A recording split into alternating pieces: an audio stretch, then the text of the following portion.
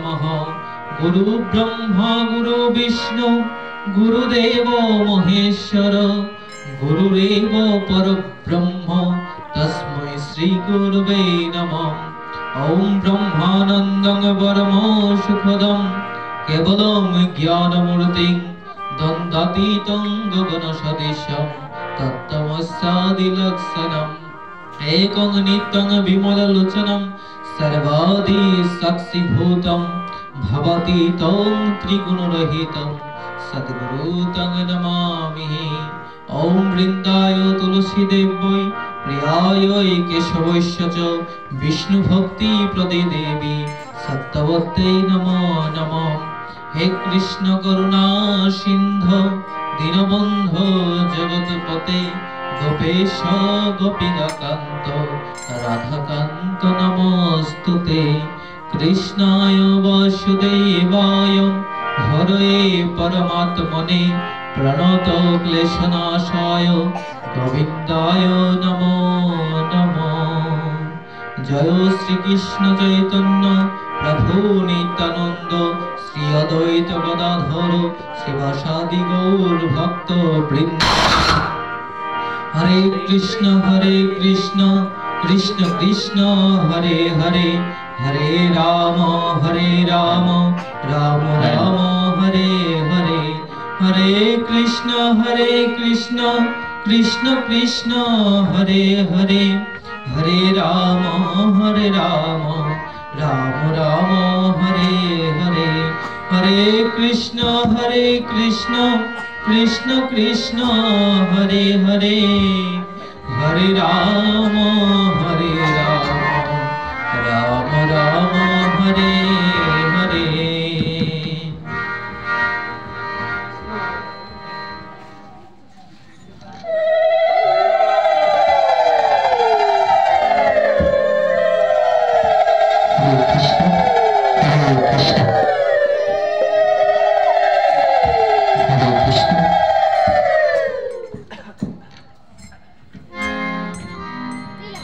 ओम नमो भगवते वासुदेवाय। ओम नमो भगवते वासुदेवाय। ओम नमो भगवते वासुदेवाय।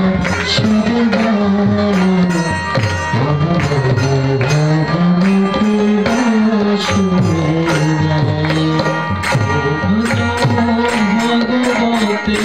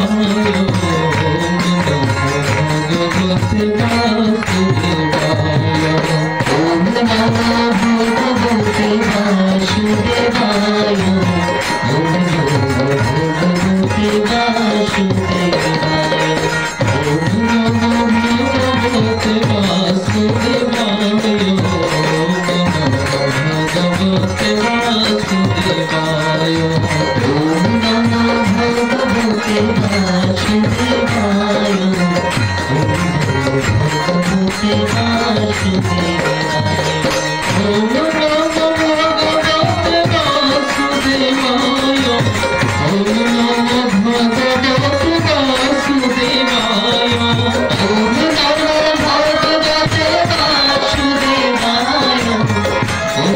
भगवते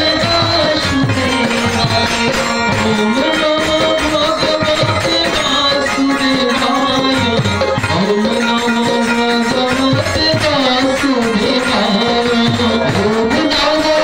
नमो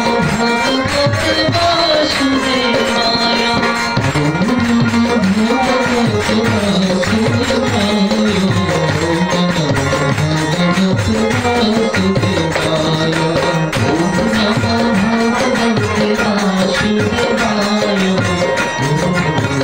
भगवते वासुदेवाय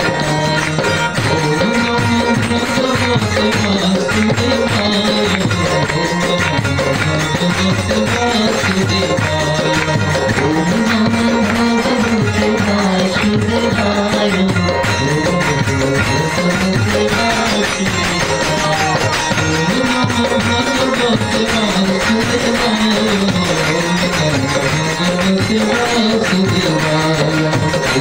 नमो भगवते वासुदेवाय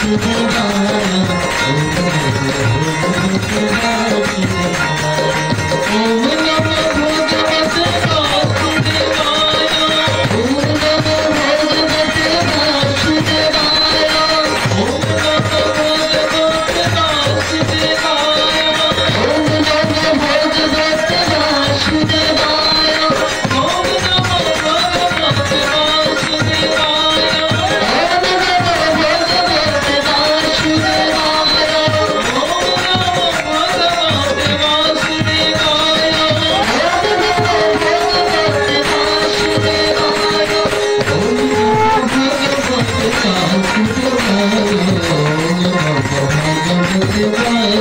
वासुदेवाय ओम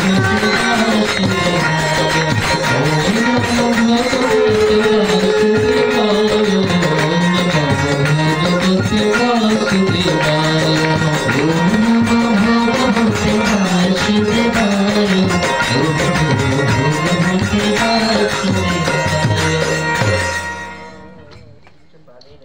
हरिओम तत्सत ओम नमो भगवते वासुदेवाय আয়োজিত আজকের এই চণ্ডীচর্চা বাগানের এই বটতলী মন্দিরে আয়োজিত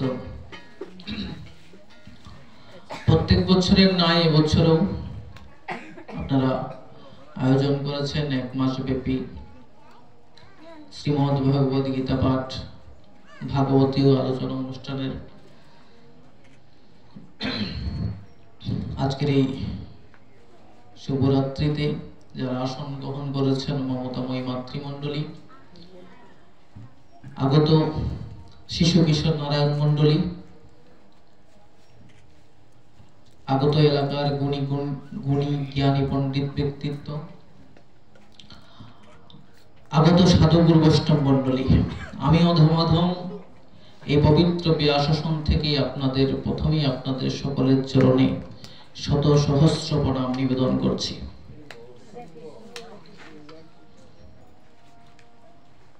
আসলে ভগবানের কথা, শ্রীমদ্ ভগবত গীতার কথা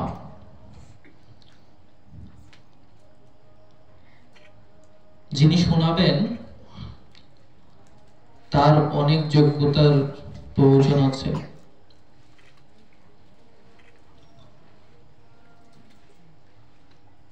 আমার আসলে সেই যোগ্যতাটুকু এখনো হয় না। আমি জ্ঞানহীন, ভজনহীন, সাধনহীন, ভক্তিহীন। আসলে জ্ঞান আমার মধ্যে নাই, আমি ভক্তি করতে জানি না। আর জানি না এই জন্মেও কোনোদিন ভগবানের কথা বলার মতো যোগ্যতা আমার হবে কিনা। তবুও বিভিন্ন জায়গাতে আপনাদের মতো ভক্তরা যারা আমাকে নিমন্ত্রিত করেন ভগবানের কথা শোনার জন্য,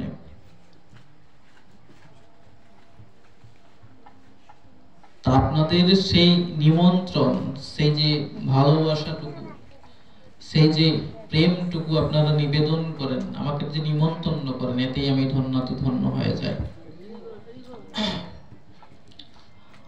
আর এটার জন্যই ছুটে বেড়ায়, যেখানে নিমন্ত্রণ পাই সেখানেই যাই। আপনাদের মতো ভক্তের কিছু সময় সঙ্গ পেলে জীবনটা সার্থক হবে, অথবা এই নিঃশ্বাসের কোনো গ্যারান্টি আছে? একটু সময় যদি ভক্ত সঙ্গ করতে পারি, একটু সময় ভগবানের কথা আপনাদের সাথে কথা বলতে পারি, জীবনটা একটু ধন্য হবে। কারণ এই নিঃশ্বাসের কোনো গ্যারান্টি নাই। আছে মা? নাই। গত বছর যারা যারা ছিলেন এবছর কি আছেন? সবাই কি এবছর আছে? সবাই এবছর নাই। আগামী বছর যে আমরা সবাই থাকবো এটার কোনো গ্যারান্টি নাই। আমাদেরকে সকলকে একদিন না একদিন এই শরীর ছেড়ে চলে যেতে হবে, নাকি? কোন সময় যে যাব এটা জানি না। আমরা জানি যে যেতে হবে, এটা তো জানি, নাকি? জাতস্য ধ্রুব মৃত্যু ধ্রুবং জন্ম মৃত্যুস্য চ, মানে জন্মিলে মরণ হয়, মরিলে জন্ম, নাকি? যেমন জন্মেছে এই পৃথিবীর সমস্ত কিছু, সমস্ত জীবকেই মৃত্যুকে কেউ জয় করতে পারবে না। মৃত্যু তাদের হবে, এটা অবিসম্ভব, ধ্রুব সত্য। এটা ভগবান শ্রীমদ্ ভগবত গীতায় বলে দিয়েছেন, জন্মিলে মরতে হবে। তো মরতে হবে আমরা সকলেই জানি কি না? কিন্তু কখন যে মারা যাবে এটা জানি না। কেউ জন্ম হওয়ার সাথে 2 দিন পরে মারা যায়, কেউ জন্ম হওয়ার আগেই মৃত্যুবরণ করে, ঠিক না? গর্ভে অবস্থায় মৃত্যুবরণ করে। আবার কেউ জন্ম নেওয়ার পরে কয়দিন পরে মৃত্যুবরণ করে। আবার কেউ 2 বছর বাঁচে, কেউ 5 বছর বাঁচে, কেউ 10 বছর, কেউ 20 বছর, কেউ আবার 60 বছর, কেউ 100 বছর, নাকি? এটা আমরা কেউ কিন্তু জানি না, আমাদের জানার ক্ষমতা নাই। তাই ভগবান বলছেন যে তুমি কখন মারা যাবে সেটা কিন্তু জানো না, কখন মারা যাবে সেটা কিন্তু জানো না। যার কারণে কি তোমার যতটুকু তুমি সময় পেয়েছো, আসো একটু কৃষ্ণ ভজনা করো, আসো একটু ভাগবতী আসরে আসো, ভগবানের কথা একটু শুনো। ভগবানের কথা শুনলে কি হয়? ভগবানের কথা শুনলে আমরা যেমন স্নান করলে পবিত্র হয়ে যায় না, আমরা যেমন সকালে ঘুম থেকে যখন ঘুমিয়ে যাই আমরা কিন্তু অপবিত্র হয়ে যাই। তাই আমাদের সনাতন শাস্ত্রীয় বিধান, ঘুম থেকে ওঠার পর আপনাকে অবশ্যই স্নান করতে হবে, ঠিক আছে? ঘুমিয়ে যখন যাই তখন তো অচেটা হয়ে যায় না, আমাদের আত্মাটা, আমাদের শরীরটা পুরো কাজকর্ম বদ্ধ করে দেয়, অনেক ইন্দ্রিয়গুলো বদ্ধ থাকে। যার কারণে এই ঘুমানোর পরে কিন্তু আমরা অপবিত্র হয়ে যাই। এটার উপরে এর জন্য সকালে স্নান করার বিধান দিয়েছেন, যে সকালে তোমাকে ব্রাহ্ম মুহূর্তে স্নান করতে হবে। স্নান করলে কি হয় মা? আমাদের দেহটা পবিত্র হয়ে যায়। আমরা যে কাজ করি না কেন, যাই কিছু খারাপ কাজ করছি অনেক সময়, তো যখন আমরা এই শরীরটা দিয়ে খারাপ কাজ করছি আর যখন স্নান করছি তখন তো আমাদের পবিত্রতা কি হচ্ছে? আমাদের শরীরটা পবিত্র হয়ে যাচ্ছে, এই তো? কিন্তু আমাদের এই শরীরের ভিতরে যে আত্মা আছে, নাকি? আত্মা আছে তো? এই আত্মাটা না থাকলে আমরা কেউ থাকবো? আমাদের ভিতরে যে আত্মাটা আছে, এই আত্মাটা যদি না থাকে তাহলে এই শরীরের কোনো 2 পয়সার কোনো দাম নাই। ভিতরে যত সময় আত্মা আছে ততক্ষণ এটার দাম আছে। ধরেন এই ভাল্বটা আছে না, এই ভাল্বটার দাম তত সময় আছে যতক্ষণ এটা জ্বলছে, বিদ্যুতের সাথে লাগানো আছে। কিন্তু কারেন্টটা যদি চলে যায়, এই ভাল্বটা ক্ষমতা আছে জ্বলার ক্ষমতা নাই। এটাকে কে জ্বালাচ্ছে? ওই কারেন্ট, বিদ্যুৎ, নাকি? তেমনি আমাদের শরীরে যে আত্মা আছে, মেইন লাইন ঈশ্বরের সাথে যে আছে, সেটা হচ্ছে আত্মা। একটা হচ্ছে আত্মা, একটা হচ্ছে পরমাত্মা। দুটোই আমাদের ভিতরে আছে। পরমাত্মা রূপী ভগবানও আছে, আর আমিও জীবাত্মা রূপী আমিও আছি। যতক্ষণ পর্যন্ত এই আত্মাটা আছে ততক্ষণ পর্যন্ত আমার দাম আছে। আমি পবিত্র নায়ক বিদ্যু, আপনি অমুক টমুক নাকি। এই আত্মাটা বের হয়ে গেলে আর আপনার কোনো অস্তিত্ব থাকবে না। আপনাকে হয়তো নিয়ে মাটির গাদায় পুঁতে দেওয়া হবে, আর নতুবা আপনাকে জ্বালিয়ে দেওয়া হবে আপনার শরীরটাকে। আপনার অস্তিত্ব থাকবে? তাই আমাদের মূল যে জিনিস হচ্ছে সেটা হচ্ছে আমার আত্মা। আমার শরীর থেকে সবচেয়ে দামি জিনিস হচ্ছে আমাদের আত্মা। আমরা শরীরের জন্য সবকিছু করি নাকি। এই শরীরটাকে ভালো রাখার জন্য আমরা সবকিছু করি। মায়েরা কথা বলবেন না, একটু মন দিয়ে শুনতে হবে। একটু সামনে এদিকে চলে আসেন, এই জায়গাটা খালি আছে না, একটু সামনে চলে আসেন, ভালো লাগবে। সামনে আসেন, একটু সামনে আসলে ভালো লাগবে, ঠিক আছে? হ্যাঁ, আর ভগবানের কথা আসলে মন দিয়ে শুনতে হয়। ভগবানের কথা যখন শুনবেন মন প্রাণ একাগ্রতা রেখে, কোন দিকে যাতে মন ধাবিত না হয়, এটা হচ্ছে একটা ধ্যান। ভগবানের কথা শুনতে হয় একবারে মন স্থির করে। আমাদের যদিও মন চঞ্চল, অর্জুন প্রশ্ন করেছিলেন গীতার মধ্যে যে আমাদের মন তো চঞ্চল, চঞ্চলং হি মন কৃষ্ণ। কৃষ্ণকে বলছেন, হে কৃষ্ণ, আমাদের মন তো অনেক চঞ্চল, এটাকে স্থির করবো কিভাবে? এই যে প্রত্যেকদিন আপনার গীতা পাঠে আসেন, এই আস্তে আস্তে আস্তে আস্তে ভালো করে মনটাকে দেখবেন, প্রত্যেকদিন শুনতে শুনতে মনটাকে কি করতে হবে? অভ্যাসে পরিণত করতে। অভ্যাসে নতু কন্তে বৈরাগ্যেন চক্রী হতে। অভ্যাস আর বৈরাগ্যের দ্বারা মনকে বশীভূত করা সম্ভব, স্থির করা সম্ভব। গীতা 6ষ্ঠ অধ্যায়ে বলছেন। তাই মন দিয়ে গীতাপাঠ শুনতে হবে। গীতাপাঠ শোনার কিন্তু নিয়ম, কিছুগুলো নিয়ম আছে। নিয়ম ছাড়া যদি শুনেন তাহলে কিন্তু কোনো কাজ হবে না। নিয়ম ছাড়া যদি শুনেন তাহলে কিন্তু কোনো কাজের কাজ হবে না, বরঞ্চ আরো ক্ষতি হবে। আমরা এসেছি, কথা বলবেন না বাবা, আমি এখানে কথা বলছি তো। আপনারা যখন মানে নিয়ম, সবকিছু নিয়ম শৃঙ্খলার ভিতরে রাখতে হবে। যদি নিয়ম না মেনে শুনেন, যেমন ধরেন আপনার যদি অসুখ হয়, রোগ হয়, যে কোনো আপনার রোগ হয়েছে, অসুখ হয়েছে বা গ্যাস হয়ে গেছে আপনার, তো ডাক্তারে আপনাকে কিছু ওষুধ দিয়ে দিবে, ইসমিপ্রাজল, অমিপ্রাজল, এইসব জাতীয় যেগুলো আছে, এগুলো দিয়ে দিবে। সাথে একটা কথা বলবে যে মা আজকে থেকে কি করতে হবে, যে তেল একটু কমিয়ে খেতে হবে, কারণ তেল থেকে গ্যাস হয়।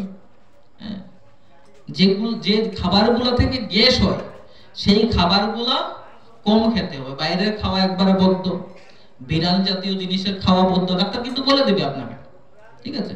আর আপনি এসে ডাক্তারের এই নিয়মটা না মেনে আপনি ওষুধ খেলেন, ঠিক আছে, ওষুধটা খেলেন, কিন্তু ওই গ্যাস হওয়ার যে জিনিসগুলা সেগুলাও খেলেন, তাহলে আপনার গ্যাস কমবে? কমবে না। তেমনি এই যে ভগবানের কথাগুলো শুনবেন বা ভগবানের ধর্ম যে করতে হবে, ধর্ম কিন্তু জেনে করতে হয়, ধর্ম নিয়মের মাধ্যমে করতে হয়। যদি ভগবানের কথা শুনতে হয় নিয়ম মাফিক যদি না শুনেন তাহলে কিন্তু কোনো কাজ হবে না। তাই বলছেন ভগবানের কথা শুনতে হলে শ্রদ্ধাবান অনসূয়শ্চ। শ্রীমদ্ ভগবদ গীতায় 8ম অধ্যায়ে স্বয়ং ভগবান বলছে যে এইভাবে যদি তুমি গীতাপাঠ শুনো তাহলে পুণ্য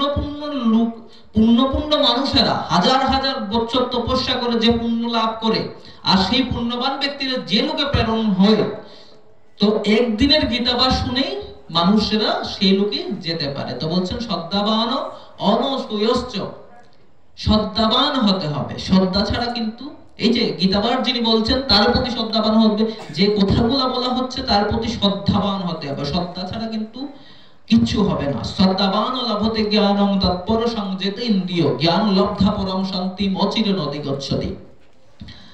যদি শ্রদ্ধা না থাকে, বলছে যারা শ্রদ্ধাবান, যার ভিতরে শ্রদ্ধা আছে তিনি জ্ঞান লাভ করবেন, আর যার ভিতরে শ্রদ্ধা নাই তিনি জ্ঞান লাভ করতে পারবেন না। বলছেন অজ্ঞশ্চ শ্রদ্ধাধানশ্চ সংশয়াত্মা বিনশ্যতি। যাদের মধ্যে শ্রদ্ধা নাই, যারা অজ্ঞ, তাদের বিনাশ নিশ্চিত। তাই শ্রদ্ধা, প্রথম সত্যটা হচ্ছে শ্রদ্ধাবান হয়ে মন দিয়ে শুনতে হবে। শ্রদ্ধা না থাকলে আজকেই এই পাঠ শুনেও কোনো লাভ হবে না। আগেও বলছিলাম না যে এই নিয়ম মাফিক, না শুনলে। ধরেন শ্রদ্ধা না থাকলে কি হয় দেখেন, একটা খুব সুন্দর মহাভারতে একটা উদাহরণ আছে। আপনারা দেখবেন মহাভারতে ভগবান শ্রীকৃষ্ণ স্বয়ং যখন রাজ্য হারা হয়, 14 বছর 10 বছরে বনবাসে গিয়েছিল পাণ্ডবেরা, 1 বছর অজ্ঞাতবাস। এরপরে যখন ফিরে আসে তাদের রাজ্য ফিরিয়ে দেওয়ার কথা ছিল, কিন্তু কৌরব দুর্যোধনাদি ধৃতরাষ্ট্র তাদের রাজ্য ফিরিয়ে দিচ্ছে না। তখন স্বয়ং ভগবান শ্রীকৃষ্ণ শান্তিদূত হয়ে ধৃতরাষ্ট্রের কাছে দুর্যোধনের রাজসভায় গিয়েছিলেন। ধৃতরাষ্ট্রের রাজসভায় গিয়েছিলেন কে? ভগবান শ্রীকৃষ্ণ। ভগবান শ্রীকৃষ্ণ বলছেন যে তাদের রাজ্য, পাণ্ডবদের যে পঞ্চপাণ্ডব যে রাজ্য, তাদের রাজ্য তাদেরকে ফিরিয়ে দাও। কিন্তু ধৃতরাষ্ট্র দিতে চাইলেও, অন্ধ ধৃতরাষ্ট্র দিতে চাইলেও তার পুত্র দুর্যোধন কিন্তু দিতে চাচ্ছেন না। অনেক কথাবার্তা হয়েছে। তারপরে ভগবান শ্রীকৃষ্ণ বলছেন, আচ্ছা আমার পাণ্ডবদের জন্য আমার কোনো কিছুর দরকার নাই, ওদেরকে শুধু 5টা গ্রাম দিয়ে দাও। দুর্যোধনকে বলছেন যে 5টা গ্রাম পঞ্চপাণ্ডবের জন্য 5টা গ্রাম তাদেরকে দিয়ে দাও। কিন্তু দুর্যোধন সেই 5টা গ্রামও দিতে নারাজ। দেখেন স্বয়ং ভগবান শ্রীকৃষ্ণ, যাকে আমরা পরমেশ্বর বলি নাকি, অনাদি আদি গোবিন্দ বলি, যিনি বিশ্ব ব্রহ্মাণ্ডের সৃষ্টিকর্তা, এই বিশ্ব ব্রহ্মাণ্ডের সবকিছুর মালিক তিনি, অথচ দুর্যোধনের কাছে গিয়ে মাত্র 5টা গ্রাম তিনি ভিক্ষা চাইছেন তার পঞ্চপাণ্ডবের জন্য। কিন্তু দুর্যোধন দিতে চাচ্ছেন না, কারণ তারা কৃষ্ণকে সেরকম শ্রদ্ধা করতেন না। করতেন তারা কৃষ্ণকে ঈশ্বর বলে বা ভগবান বলে বা একজন শ্রেষ্ঠ মানুষ হিসাবেও দুর্যোধন কিন্তু তার কথা রাখছেন না, তাকে শ্রদ্ধা করেন না। তাহলে এখানে ভগবানের কথাও কিন্তু কোনো কাজে আসছে? কাজে আসছে না। তো শ্রদ্ধাবান যদি না থাকে ভগবানের প্রতি, গীতার প্রতি, যিনি বক্তৃতা দিচ্ছেন তার প্রতি যদি শ্রদ্ধা না থাকে, তো যতই শুনেন কাজ হবে না, এখান থেকে যাবেন সবকিছু ভুলে যাবেন। তাই মন দিয়ে শ্রবণ করতে হবে, ঠিক আছে? তো আমরা কোন জায়গায় ছিলাম? আমাদের মন দিয়ে শ্রবণ করতে হবে গীতা পাঠের কথাগুলো নাকি। তো এই গীতা পাঠের যে বিষয়টা আমরা বলছিলাম কি, আমাদের মৃত্যু নিশ্চিত নাকি, মৃত্যু নিশ্চিত। তাই মৃত্যু নিশ্চিত, তাই বলছেন একটু সময়ের জন্য আসো, ভগবানের কথা শুনো, মন দিয়ে শুনো। এই ভগবানের কথা শুনলে কি হবে? এই যে আমরা এসেছি, আমরা যে এসেছি, আমাদের কোনো লাভ হবে? লাভ হবে কিনা বলেন? অনেক লাভ হবে। কারণ কোটি কোটি জন্মে আমরা কতগুলা পাপ করেছি কিনা? অনেকগুলা পাপ করেছি। কত জন্মে কত পাপ করেছি এটা কিন্তু আমরা জানি না। এই সমস্ত জন্মের পাপ থেকে মুক্তি লাভের একমাত্র পথ হচ্ছে এই যে ভগবানের কথা শ্রবণ করা। কারণ আপনি তীর্থস্থানে যাবেন, তীর্থস্থানে গেলে পুণ্য হয়, কিন্তু সেখানে গিয়ে যখন যতক্ষণ ওই তীর্থস্থানে থাকবেন ততক্ষণ পর্যন্ত আপনাকে পাপ গ্রাস করতে পারবেন না। কিন্তু যেই আপনি সেখান থেকে চলে আসবেন, আবার আপনাকে পাপে গ্রাস করে নেবে, কারণ আপনার জ্ঞান হয় না। আর এই ভগবানের কথা, যেখানে ভগবানের কথা হচ্ছে, এটাকে বলা হয় জ্ঞান যজ্ঞ। এটা কি বলা হয়? এখানে যে ভগবানের কথাগুলো হচ্ছে, বিভিন্ন রকম যজ্ঞ আছে না, যেমন আমরা অগ্নিহোত্র যজ্ঞ করি না, যেখানে কাঠ পুড়ে নাকি, সেখানে ঘিত দিয়ে বেলপাতা দিয়ে সেখানে আহুতি দেওয়া হয়, বিভিন্ন দেবতার নামে আহুতি দেওয়া হয়, সেটাকে বলা হয় দৈব্যযজ্ঞ, বা এটাকে বলা হয় অগ্নিহোত্র যজ্ঞ নাকি। আরো যজ্ঞ আছে, স্বাধ্যায় যজ্ঞ। আমরা যখন কোনো কিছু পড়ি, যেমন গীতা আমরা পড়ছি, প্রত্যেক গীতার অধ্যায়গুলো আমরা পাঠ করছি, সেটাকে বলা হয় স্বাধ্যায় যজ্ঞ। আপনি বাড়িতে যখন শ্রীমদ্ ভগবদ গীতা প্রত্যেকদিন পাঠ করছেন, তাহলে সেটাকে বলা হয় স্বাধ্যায় যজ্ঞ। আরো যজ্ঞ আছে জপ যজ্ঞ, যেমন আপনি জপ করছেন, বাড়িতে বসে মালা জপ করছেন বা হাত দিয়ে গুনে গুনে জপ করছেন, সেটাকে বলা হয় জপ যজ্ঞ। প্রত্যেকটাই কিন্তু যজ্ঞ। ভগবান বলছেন যজ্ঞাত কর্মণোত্র লোকয়ং কর্মবন্ধন তদর্থং কর্মকন্তেয় মুক্ত সঙ্গ সমাচর। বলছেন তোমার সমস্ত কর্ম যজ্ঞের মতো করো।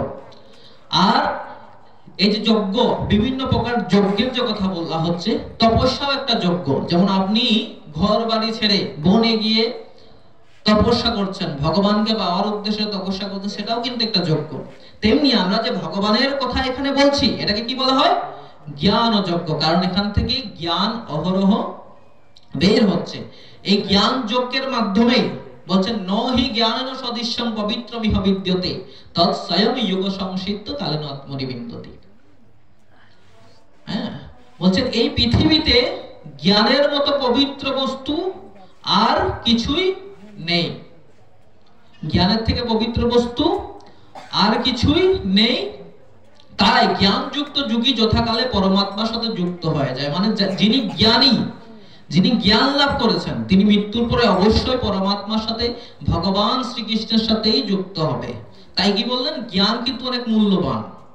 নহি জ্ঞানেরও সদৃশ্য, চতুর্থ অধ্যায়ে ভগবান বলছেন স্বয়ং যে এই পৃথিবীতে জ্ঞানের মতো পবিত্র বস্তু আর কিছুই নেই। তাই কি এই যে জ্ঞান আমরা লাভ করছি, এই জ্ঞানের মাধ্যমে আপনি গঙ্গা জলে ডুব দিলে কি হয়? আপনার শরীরটা পবিত্র হয় তো? হ্যাঁ, শরীরটা পবিত্র হয়। গঙ্গা জলে ডুব দিলে কি হয়? না, এই শরীরটা পবিত্র হয়। এটাই কত বলছিলাম আমরা। কিন্তু এই যে ভগবানের কথার গঙ্গা জলে ডুব দিলে আপনার আত্মা পবিত্র হয়ে যায়, অন্তরাত্মা পবিত্র হয়ে যায়। যার কারণে বলছিলাম না যে আমাদের আত্মাটা কিন্তু সবথেকে ইম্পর্টেন্ট বিষয়। এই আত্মা ছাড়া কিন্তু শরীরের কোনো দাম আছে? আগে বলছিলাম না, এই শরীরের কোনো। তাই আত্মার চিন্তা আমরা সকলে কেউ পারি না। আমরা সকলেই এই জড় জগতে যে দেহটা আছে, এটাকে নিয়ে খুব টানাটানি, সারা জীবন ভোর এই দেহ নিয়েই সবকিছু। আপনি যত কাজকর্ম করছেন এই দেহের জন্য করছেন তো? এই দেহকে বাঁচানোর জন্য আপনি কত রকমের খাবার গ্রহণ করছেন নাকি? আপনার চুলটা যাতে সুস্থ থাকে, চুল যাতে পড়ে না যায়, এই চুলের কত প্রকার তেল দিয়ে আপনি যত্ন করছেন, ঠিক না? হ্যাঁ, আপনার মুখে কত রকম আপনি ক্রিম ব্যবহার করছেন যাতে আপনার মুখটা একটু সুন্দর দেখা যায়, ঠিক না? সব তো আমরা করছি এই শরীরের জন্য। আপনি ভালো ভালো পোশাক পরিধান করছেন, বিভিন্ন রকমের পোশাক, যাতে আপনার এই শরীরটা সুন্দর থাকে। ভালো সাবান ব্যবহার করছেন, ভালো তেল ব্যবহার করছেন, এই শরীরটার জন্য তো। কিন্তু আত্মাটার জন্য কোনো কিছু কি করেছেন আজ পর্যন্ত? আত্মার জন্য কোনো কিছু করি না, সব কিছু করছি এই দেহের জন্য। আত্মার খোঁজ খবর আমরা কেউ নেই না। এটা খুব সুন্দর গল্প আছে, আপনাদেরকে শুনিয়েছি আরো আগেও, তারপরে আবার শোনাচ্ছি। একটা গ্রামে হয়েছে কি, গ্রামে নতুন নতুন বিয়ে করেছে একজন আমাদের যুবক। নতুন নতুন বিয়ে হয়েছে, বউকে নিয়ে এসেছে বাড়িতে। তা কদিন আগে মেলা গেল না? মেলা গেছে তো? কি বারে? শনিবার নাকি? মেলায় গেছিলেন আপনারা? যাওয়া হয়েছিল মেলাতে? হ্যাঁ, তো নতুন দম্পতিও মেলায় গেছেন। তো মেলায় তো বিভিন্ন রকমের জিনিস বিক্রি হয় নাকি? বিভিন্ন প্রকারের জিনিস বিক্রি হয় না? তো নতুন বউ কি চাইবে? নতুন বউ তো যেটা চাইবে সেটাই কিনে দিতে হবে। নতুন বউ বলে কথা। নতুন বউদের একটু আদর স্নেহ একটু বেশি থাকে। দেখবেন এক বছর ধরে অনেক স্নেহ, যেটা চায় সেটাই কিন্তু এনে দেয়। এক বছর পর একটু একটু কমে যায়, যে যত্নটা, যে স্নেহটা, হ্যাঁ, একটু একটু কমে। তো প্রথম প্রথম বিয়ে করলে এটা মানে অনেক আদরটা বেশি থাকে। তো মেলায় যখন গেছেন তো বউ দেখেছেন একটা খাঁচার ভিতরে, নতুন দম্পতির যে স্ত্রী, তো খাঁচার ভিতরে একটা ময়না পাখি আছে। তো বলছেন আমি এই ময়না পাখিটা কিনবো, এটাকে পুষবো। বলছেন ময়না পাখি পুষে কি হবে? অন্য কিছু কিনো। হ্যাঁ, কত রকমের ক্রিম আছে, এত রকমের গয়না গাটি আছে, দুল আছে, আরো মাথার কত হ্যাঁ বিভিন্ন কাটা, অনেক কিছু আছে তোমার জন্য কিনা। আর তুমি কিনা এই ময়না পাখি কিনবা? না, আমি ময়না পাখি কিনবো। এখন এক বাইনা ধরেছেন যে ময়না পাখি কিনবে। তো ময়না পাখি যখন কিনবে, কিনে দিয়েছে, কি করবা? করার তো কিছু নাই। নতুন বউ বলে কথা, যেটা চাই সেটাই কিনে দিতে হবে। ময়না পাখি তো বাড়িতে নিয়ে এসেছে, তো নতুন নতুন বিয়ে হয়েছে, কয়দিন পরে হয়েছে কি বাপের বাড়িতে যাবেন, হ্যাঁ 1 মাস বাপের বাড়িতে থেকে আসবেন। তো বাড়িতে কিন্তু তার একটা কি বলে দিদি, মানে তার বড়কার বউ, কি বলে তাকে, হ্যাঁ দিদি বলে তো নাকি, তার বড়কার একটা বউ আছে, এক বাড়িতে থাকে, নতুন নতুন বিয়ে হয়েছে। তো তো বলছেন এখন ময়না পাখিটা তো এনেছেন, প্রত্যেকদিন সেটা যত্ন ঠিকই করছেন, এখন বাপের বাড়িতে যাবেন, এখন তো ময়না পাখিটা নিয়ে যাওয়া যাবে না, নিয়ে যাওয়া যাবে? তো তার যে ভাসুরের যে বউ আছে তাকে ডেকেছেন, সে একটু অল্প বুদ্ধি সম্পন্ন, কিছু কিছু মানুষ আছে না একটু সরল সহজ, একটু বুদ্ধি শুদ্ধি কম, এরকম মানুষের। তো তার দিদিকে বলছেন, দিদি আমি তো 1 মাসের জন্য আমি বাপের বাড়িতে যাচ্ছি, এক কাজ করো, তুমি আমার এই খাঁচাটাকে একটু খেয়াল রাখিও। তার দিদিকে বলেছেন যে এই খাঁচাটাকে একটু আমার খেয়াল রাখিও, আমি 1 মাসের জন্য কোথায় যাচ্ছি, বাপের বাড়িতে যাচ্ছি। আচ্ছা ঠিক আছে, আমি তোমার খাঁচারে খুব ভালো যত্ন রাখবো। হ্যাঁ শুনেছেন, চলে গেছেন বাপের বাড়ি। আর এদিকে হয়েছে কি, ওই যে বলেছেন না আমার খাঁচাটা যত্ন রাখিও, এত প্রত্যেকদিন তার দিদি প্রত্যেকদিন খাঁচার তো অনেক যত্ন রেখেছে, অনেক যত্ন খাঁচার। খাঁচাকে প্রত্যেকদিন ভালোটিকে একবারে ওই যে সার্ফ এক্সেল দিয়ে ভালোটিকে এটাকে ধুয়ে মুছে পরিষ্কার একবারে ঝকঝক করছে। খাঁচাটা আগেও যদি একটু নোংরা ছিল, এখন একবারে ঝকঝকে পরিষ্কার হয়ে গেছে। খাঁচা একবারে ঝকঝকে পরিষ্কার। 1 মাস পরে যখন ফিরে আসছে, দূর থেকে দেখেছেন যে খাঁচাটা তো খুব সুন্দর দেখাচ্ছে। দূর থেকে যখন এসেছেন দেখছেন না, বাড়ির আঙ্গনায় যখন ঢুকেছেন তো খাঁচাটা সব, কিন্তু খাঁচার ভিতরে যে ময়না পাখি এটাকে আর দেখা যাচ্ছে না। বলছেন কি ব্যাপার, দৌড়ে গেছেন, ময়না পাখি গেল কোথায়? তার দিদিকে ডাকছেন, দিদি দিদি এই খাঁচাটার যে ভিতরে একটা ময়না পাখি ছিল এটা গেল কোথায়? বলছে সেটা তো তুমি যাওয়ার 3-4 দিন পরেই মারা গেছে। বলছে কেন? বলছে আমি জানি না, আপনি মারা গেছেন। তোমাকে না বলেছিলাম এই খাঁচাটা যত্ন রাখতে, এই ভিতরে যে ময়না পাখি আছে এটা যত্ন রাখার জন্য। বলছে তুমি তো শুধু বলেছিলে আমার খাঁচার যত্ন রাখার জন্য, আমাকে তো বলো না এই ভিতরে যে ময়না পাখি তার যত্ন রাখার জন্য। তো তুমি খাঁচার যত্ন রাখার জন্য বলেছিলে, আমি খাঁচার যত্ন রেখেছি। আর ভিতরে যে ময়না পাখি আছে এটার কোনো একদিনও খাবার দাবার কোনো দেওয়া হয় না, তার কোনো যত্নই নেওয়া হয় না, তো সে তো মরবেই নাকি। খাবার যদি না দেওয়া হয় তো সে বেঁচে থাকবে? এই খাঁচাটাকে এত পরিষ্কার করছে সার্ভিস স্কেল দিয়ে, কিন্তু খাঁচার ভিতর যে ময়না পাখি আছে তার কিন্তু কোনো খবর নাই। আমাদের অবস্থা ঠিক তাই। আমরা আমাদের শরীরকে তো ধোয়া মজা করছি, এত ধোয়া মজা করছি, এটাকে মানে যা কিছুই শরীরের জন্য করছি, কিন্তু আমার ভিতরে যে একটা ময়না পাখি আছে, আমার ভিতরে যে একটা আত্মা আছে নাকি, সেই আত্মাটাই যে আমি মেইন। কারণ ওই খাঁচাটার কোনো দরকার হবে যখন ময়না পাখিটা না থাকবে, ওই খাঁচাটাকে তো সাইডে নিয়ে রেখে দেওয়া হবে যদি ময়না পাখি না থাকে নাকি, অথবা ফেলে দেওয়া হবে।